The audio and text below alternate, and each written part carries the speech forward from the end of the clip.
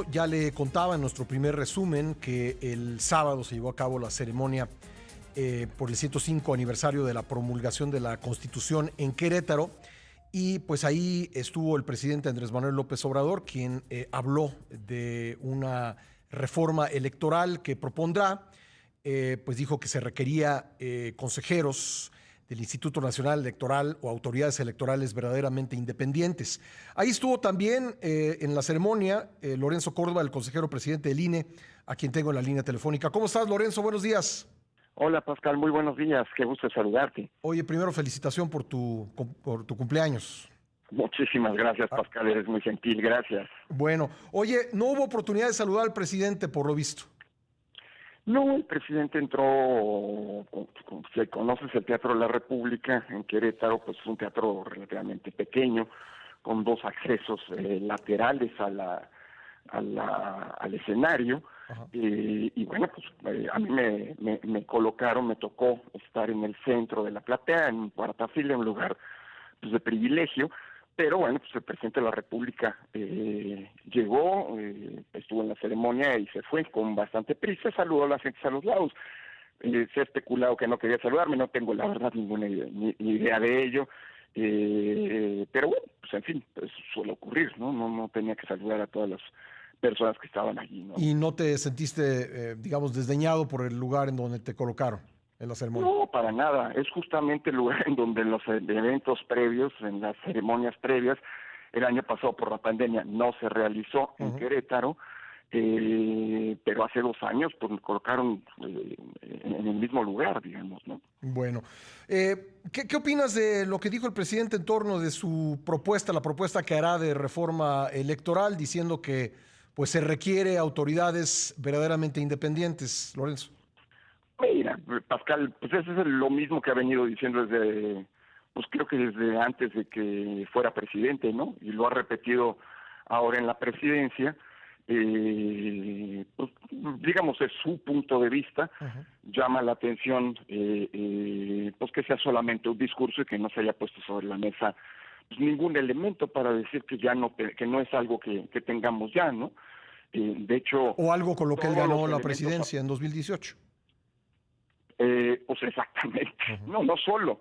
ujú. Desde que me gusta enfatizar esto, pues porque estas sí son pruebas y datos duros.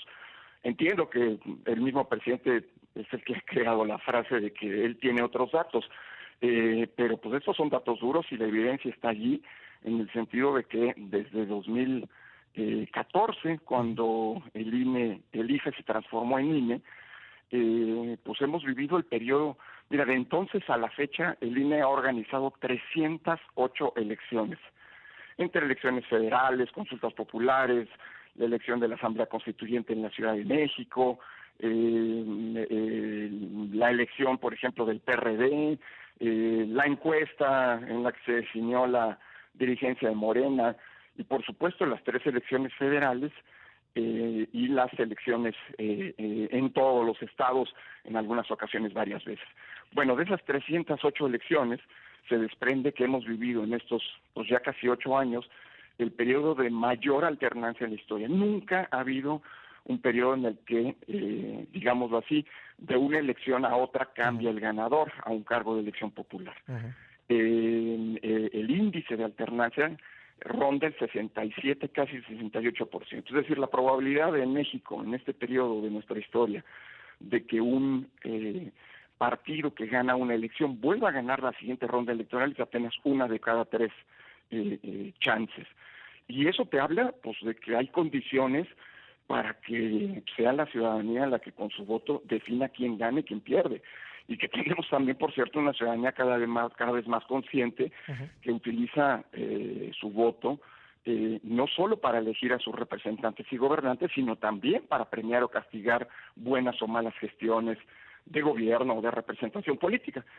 Y eso sería imposible si no hubiera un sistema electoral fuerte, con garantías, que permitiera que la contienda electoral, o que permite que la contienda electoral se dé de manera equitativa, Ujú. que se respeten efectivamente los derechos políticos de las y los ciudadanos, pero sobre todo que cuenta con autoridades independientes y autónomas Ujú. de cualquier poder y de cualquier partido político. Bueno, y justamente esa alternancia pues se notó claramente en las elecciones de gobernador del año pasado. Bueno, déjame decírtelo así, si hay un partido que en este periodo todos se han beneficiado, pero el que más se ha beneficiado es Morena.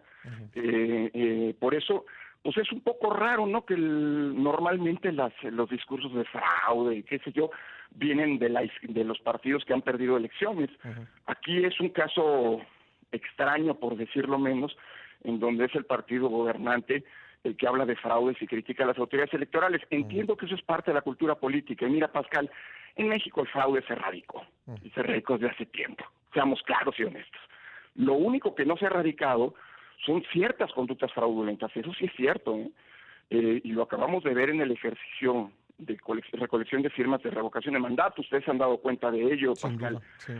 Muertos que firman, personas en situación de prisión que tienen suspendidos sus derechos políticos que firman, personas que son suplantadas, y eso es algo gravísimo. Eso es fraude, pero no lo cometió la autoridad electoral. Al contrario, la autoridad electoral es la que lo detectó. Acuérdate que en la muestra esta que hicimos para ir a preguntarle a las personas cuyas firmas respaldaron la revocación de mandato, pues el 25%, una de cada 4, negó haber firmado, y allí está su firma. Y aquí platicamos con algunos de ellos. ¿Perdón? Aquí platicamos con algunos de ellos que aparecía su firma, pero ellos no habían firmado. Pues bueno, no sé si ese es el fraude al que se refiere el presidente, pero si ese es el fraude, porque existe conductas fraudulentas, pues entonces pues eso no se resuelve con una reforma electoral, eso se resuelve con más cultura política, con más cultura ciudadana, con más vocación democrática, y creo que estar hablando de fraudes que no existen, pues eso no ayuda justamente no contribuye a fortalecer esa cultura. Pero bueno, pues esa es la visión del presidente. Los datos reflejan una cosa radicalmente distinta, ¿no? Le agradezco mucho al consejero presidente del INE, Lorenzo Córdoba, que me haya esperado en la línea. Lorenzo, me decías antes del corte que el sábado en Querétaro el presidente puso como ejemplo a Costa Rica, que ayer tuvo elecciones presidenciales. Me quedé pensando en lo que decías. ¿Aceptarán el presidente y su partido una segunda vuelta electoral, por ejemplo?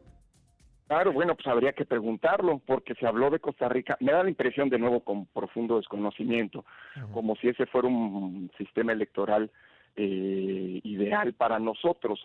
Pues mira, hay muchas cosas que los hacen distintos de Costa Rica. Primero, ayer lo vimos, tuvieron elecciones presidenciales. Hay solamente 3.5 millones de electores, no 92 millones. Ese es un sistema electoral que ha funcionado bien, aunque se está planteando, por cierto, fíjate que lo que es el desconocimiento, en Costa Rica desde hace cerca de 10 años están... Uy, creo que perdimos a... El mexicano, sí. Entre otras cosas porque en Costa Rica solamente hay una autoridad electoral, el Tribunal Electoral, la Corte Electoral, y quieren ahora tener una institución como el INE. Segundo, el sistema electoral de Costa Rica está fundado en la confianza, y justamente en tiempos de posverdad, con mentiras, con fake news y todo esto... Eso tiene sus asegúnes, ¿no? Pues están teniendo un pequeño problema, igual que los norteamericanos. El sistema electoral mexicano se ha fundado, como tú sabes, de la desconfianza, y muchas de las cosas que hoy están en el sistema electoral fueron pedidas por la otrora oposición. El presidente López Obrador es uno de los grandes, entre comillas, legisladores, porque, bueno, pues sus denuncias en el pasado, siendo oposición, provocaron reformas para tener un sistema más fuerte. Y en tercer lugar, pues vale la pena señalar que en Costa Rica hay una cultura política y una cultura de la legalidad bien distinta. Hay quien habla de Costa Rica y de Uruguay como las Suizas de América Latina. En Costa Rica, ayer lo vimos, en Costa Rica, a pesar, insisto, de esta discusión sobre la necesidad de cambiar su sistema político, pues a pesar de que no hay ganadores definitivos y, como bien dices, van a segunda vuelta, pues quien gana, gana, y quien pierde, pierde, y siempre, invariablemente, y subrayo ese siempre, pongo ese énfasis, siempre se han reconocido las derrotas. México es un país en que los políticos, cuando pierden elecciones, suelen hablar de fraude. Bueno, México es un país también raro. Ahora estamos entrando en una nueva etapa en nuestra historia, en la que también quienes ganan hablan de fraude. Entonces, como ves, el problema no es si importamos un sistema electoral como el de Costa Rica o no, o si ellos nos copian a nosotros. El sistema electoral de Costa Rica les funciona a ellos, el nuestro nos funciona a nosotros, y por cierto, el nuestro, salvo algunos actores, entre ellos el presidente, es reconocido en México, como en el mundo, incluso como un referente a nivel internacional. Cosas raras de la vida, pues, pero Pues sí. así es. Oye, Lorenzo, decía yo también en el otro bloque que el viernes se convocó a la consulta y quiero aprovechar que hace unos minutos, cuando estábamos hablando, el presidente, pues en la mañanera no hizo lo que usualmente hace los lunes, que es presentar los videos de los avances de sus obras emblemáticas, y dijo pues que esto lo hacía por digamos, la veda electoral en la que entra el gobierno por la revocación de mandato, y lanzó una pregunta y me gustaría que escucháramos lo que dijo. Con gusto. No se van a transmitir los videos de siempre porque ya inicia la veda, aun cuando se trata de obras que se están haciendo en beneficio de todos, que no tienen que ver con lo electoral. De todas formas, queremos que las instancias judiciales, ¿no?, nos aclaren qué podemos y qué no podemos informar. Decidimos no transmitir el avance en la obra del aeropuerto, ni lo de la refinería, ni las obras. Bueno, pide que le aclaren qué es lo que puede decir y qué no puede decir. ¿Cuál es la respuesta, Lorenzo? Pues mira, está clarísima en la Constitución, hay que leer la Constitución y en la ley de revocación de mandato que transcribe lo que dice la Constitución. Entramos, no vamos a entrar, ya entramos, desde el viernes pasado con la emisión de la convocatoria por parte del INE, la ley, el artículo 33 de la ley de revocación de mandato establece con toda claridad que están prohibidas, que está prohibida la propaganda gubernamental de todos los niveles de gobierno durante digamos, desde la emisión de la convocatoria y hasta el término de la jornada de revocación de mandato. Y esto, bueno, pues la propia ley establece que tiene algunas excepciones. ¿Cuáles son esas excepciones? Pues las mismas que establece la Constitución. Es decir, solo se puede entrar, mira, te lo leo para que los poderes públicos, los órganos, durante el tiempo que comprende el proceso de revocación de mandato, desde la emisión de la convocatoria, como te decía, y hasta la conclusión de la jornada de votación, deberá suspenderse la difusión en los medios de comunicación de toda propaganda gubernamental de cualquier orden de gobierno. Y la única excepción que la ley permite, igual, te repito, que la Constitución, son las campañas de información relativas a servicios educativos, de salud o las necesarias para la protección civil. Es decir, si hubiera, no lo queremos, un terremoto, un huracán o alguna inundación, etcétera, pues claro que el gobierno tendría que hablar y podría emitir propaganda. Lo demás no. Por cierto, se va a decir probablemente que el INE es censor y restrictivo y qué sé yo. Esto está en la ley, Pascal. Lo que te acabo de decir se votó en la ley de revocación de mandato en septiembre pasado y lo votó la actual mayoría, pues la mayoría de Morena. Entonces, pues llama la atención que hoy el presidente pues diga que van a tener que preguntar. Mira, ya preguntaron, ya mandaron hace justo una semana el INE aprobó una serie de campañas en la que están exceptuadas de esta prohibición y que el INE tiene la facultad de avalar.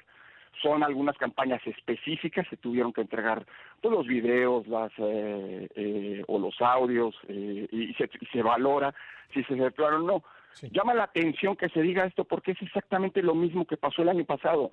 Es decir, esto de la revocación de mandato, para bien o para mal, pero sí está en la ley, son exactamente las mismas reglas que durante los procesos electorales, casi exactamente. Por lo menos está así. Entonces ya lo saben, que hagan lo que han hecho. A veces han violado la ley en el pasado y la Constitución y se les ha sancionado por ello. Pero está muy claro qué es lo que hay que hacer, es lo mismo que en las otras ocasiones. De todos modos, si quieren hacer una consulta, pues con mucho gusto estaremos atentos a estas. Y por cierto, lo que llama la atención es que ahora, después de que la mayoría aprobó esto, parece ser, me enteré por ahí, que se va a impugnar esta porción de la ley. Por cierto, se va a impugnar ahorita, no cuando se publicó la ley. Entonces, pues bueno, como ves, aquí hay un litigio en donde, por cierto, a diferencia de Costa Rica, pues se hace la ley y se busca eludir la ley, ¿no? Pues somos muy particulares como país, ¿no? Gracias a Lorenzo Córdoba por esperarme en la línea. Lorenzo, bueno, ya se hizo la convocatoria a este proceso de revocación que se realizará por primera vez en nuestra historia el próximo 10 de abril. Y también se resolvió el tema presupuestal, no como el INE hubiera querido, que pues hubiera preferido, hubiera querido en términos de la ley una ampliación presupuestal para instalar las 161,000 casillas que se usaron en el pasado proceso electoral, pero finalmente la Corte les dijo, bueno, pues instala tantas como puedas de acuerdo con tu presupuesto y ustedes van a instalar más o menos la tercera parte, 57,377. Sí, Pascal, en efecto. Bueno, no se resolvió el problema presupuestal, al contrario, queda ahí una discusión sobre la Corte, en la que la Corte todavía tiene que pronunciarse en el fondo, porque lo que ocurrió es algo absolutamente indeseable, grave, nefasto, me atrevería a decir, así lo califiqué el viernes en el Consejo General, porque queda como un ominoso precedente que puede, si esto se repite y se vuelve normal, poner en riesgo a la democracia mexicana. Y de hecho ya llevamos 2 procesos federales al hilo. El 1 de agosto tuvimos que hacer la consulta popular y no recibimos el apoyo de quien maneja los recursos en el país, que es la Secretaría de Hacienda, y ahora volvió a pasar lo mismo. La diferencia entre entonces y ahora es todavía más grave porque hoy la ley sí dice, por cierto, lo definió de nuevo la mayoría de Morena en la Cámara de las y los Diputados y en el Senado, la ley sí dice, como mencionas, que se tiene que instalar, y es natural y normal, me parece muy correcto que así lo diga la ley, el mismo número de casillas que en una elección Sí, federal. porque es como una elección presidencial, digamos, habría que tomarlo con la misma seriedad, ¿no? De hecho, lo es, pero al revés. Es decir, Sí. la elección del 18 sirvió para elegir al presidente, esta puede servir para eventualmente Quitarlo. remover al presidente. Entonces, tiene el sentido que la ley establezca que todas las mismas garantías que en una elección federal. Ahora, el problema es que para hacer eso tiene que contarse con recursos. Mira, una elección federal, Pascal, por ejemplo, la de junio del año pasado, costó cerca de 9,000 millones de pesos. Alguien puede preguntar, oye, si tiene que ser igual, ¿por qué la revocación dijo el INE que costaría 3,830 millones de pesos? Bueno, porque es como una elección federal en términos de garantías, pero es más sencilla. Hay menos boletas, no se registran candidatos, en fin, hay actuaciones que no son las mismas, no se realiza un monitoreo de radio y televisión como el que nos realiza la UNAM, etcétera. Es decir, sí es más sencilla, pero las garantías básicas de respeto al voto y de las reglas electorales, ¿no? de las garantías de las y los ciudadanos deben ser las mismas. Pero pues con el recorte que aplicó la mayoría, de nuevo, que esta es la paradoja, la mayoría pone en la ley y la mayoría no genera las condiciones, pues es algo grave y que no está resuelto. Tú imagínate, Pascal, que en 2024 esta mayoría, porque más es esta Cámara de Diputados. Eso te iba a preguntar, si hay ese riesgo de que le den... Claro que lo hay. Ajá. Esta misma Cámara de Diputados, que ya le gustaron estos recortes insensatos, pues es la que va a definir el presupuesto para el INE de 2023, porque acuérdate que la elección federal comienza en septiembre de 2023, es decir, esto ya puede ocurrir para el próximo año y sobre todo para 2024. No sé, hay quien dice que pues tienen un problema con la presencia de algunos consejeros, entre ellos yo. No lo sé, a lo mejor ese es un problema, pero eso se resuelve en otras instancias, no en las instancias legislativas conmigo. Yo afortunadamente ya no voy a estar en el INE y espero que después de eso, pues esta legislatura se comporte, la Cámara de Diputados se comporte con seriedad y con madurez, porque si vuelve a repetirse esto en 2024, Pascal, ahí sí está en grave riesgo la democracia por una cuestión presupuestal y sería algo insensato. Dicho eso, pues vamos a una revocación de mandato disminuida. Sí. No es ¿Cuánto va a costar finalmente? Ya, digamos, las 57,000. Cerca de 1,700 millones de pesos, por ahí. 1,700. Todos son recursos que puso el INE. O sea, son recursos que tenemos. Hoy tenemos un déficit, Pascal, de cerca de 400 millones de pesos, de dinero que no tenemos, pero que vamos a tener que generar a lo largo de este año con economía, es decir, ahorros y demás. Normalmente cuando hay esos ahorros se van a Hacienda, obviamente este año Hacienda no va a recibir seguramente ni un peso de parte del INE, porque todo eso se va a ocupar a lo largo de este año para cubrir el boquete que ya nos abrimos ahora para poder hacer la revocación. ¿Eso da una revocación disminuida? Sí. ¿Es lo ideal? No, al contrario. Pero hoy quiero que quede claro, Pascal, que si hay una institución que quería y quiso siempre cumplir la ley puntualmente, fue el INE. Y fueron otras instituciones, la Cámara de Diputados y el Gobierno Federal, a través de su Secretaría de Hacienda, las que volvieron eso imposible. Por eso es importantísima la resolución de la Corte que tú señalas, en el sentido de que la Corte nos dijo, no sé si a lo mejor, pero nos dijo, háganlo con lo que tienen y para lo que alcance. Y para lo que alcanzó son estas 57,000 casillas. Por cierto, va a haber casillas especiales y eso lo vuelve distinta, veo distinto este ejercicio de la una por consulta distrito, popular. ¿no? Pero exactamente, pero casillas especiales va a haber una en cada distrito al menos, si son aquellas en donde los electores en tránsito podrán participar. Pero un dato importantísimo, Pascal, la Corte además dijo una cosa, viendo el ambiente de hostilidad, la mentalidad autoritaria y autocrática de algunos personajes, como el presidente de la Cámara de Diputados, que parece que ya encontró el caminito de construirse puntos, de hacer méritos, para pues, sus aspiraciones políticas. Sabemos todos, y él lo ha dicho, que quiere ser gobernador de su estado o de menos alcalde de su municipio, ¿no? Pero pues ya encontró el caminito de estar lastimando al INE y denostando a algunos, persiguiendo, incluso penalmente. Ese señor nos quiere en la cárcel a 6 consejeras y consejeros y al secretario ejecutivo, pues en aras de su carrera política. Bueno, hoy frente a ese hostigamiento, que es obvio, claro, evidente, la Suprema Corte también dijo una cosa importantísima. Nadie puede iniciar procedimientos de responsabilidades administrativas o penales o de otro tipo a los consejeros y al personal del INE por no poder cumplir la ley y tener que tomar decisiones como la que tomamos, una consulta disminuida, ¿no? Pero ese es un precedente bien importante para blindar al INE, pero gravísimo como antecedente para la democracia. Termino con esto, Pascal, esta pregunta, esta respuesta. El viernes yo dije una cosa, y ojalá y sea asumida, pero bueno, para los tiempos que corren hay mucha soberbia y no creo que vaya a ocurrir. Es tiempo de que con humildad y compromiso democrático las y los legisladores reconozcan que se equivocaron y que ellos mismos, al no autorizar los recursos que se necesitaban para tal efecto, son los que pusieron en riesgo la revocación de mandato y los responsables de que hoy tengamos una revocación de mandato disminuida. Y con humildad ojalá aprendan. Dudo que eso ocurra, pero bueno, hay para que nunca más vuelva a ocurrir, ¿no? Porque si no, claro, si no, sí, por la vía del presupuesto, puede ponerse en riesgo nuestra tan difícil de conquistar y en muchos sentidos todavía tan mejorable democracia, ¿no? Me queda un par de minutos y quiero preguntarte algo que creo que vale la pena. Pues yo sé que hace rato me decías, pues hay que leer la Constitución y tienes razón, pero ya ves que los legisladores dicen que ellos no están impedidos de promover la consulta, de hablar de ello. ¿Qué es lo que pueden hacer los legisladores exactamente, Lorenzo? Como legisladores, como servidores públicos, sí están impedidos. Ya si quieren, como Salgado Macedonio, pedir la enésima licencia para ir como ciudadanos a promoverla, pues podrán hacerlo. Pero no pueden utilizar recursos públicos, porque eso lo prohíbe expresamente la Constitución. Y por cierto, si alguien se queja, Pascal, antes de que digan que el INE es un censor, ellos mismos son los que pusieron las reglas, ¿eh? Entonces, ni diputados ni senadores en ejercicio de su cargo pueden promover en cualquier sentido la revocación de mandato. Sí, porque aunque a veces parezca que no, son servidores públicos, entonces no pueden, eso está prohibido. Y por supuesto ni la Cámara ni el Senado como instituciones pueden hacer. Entonces, este llamado que hizo el secretario de Gobernación a los senadores de vayan a sus estados y promuevan la consulta, eso no se puede hacer legalmente.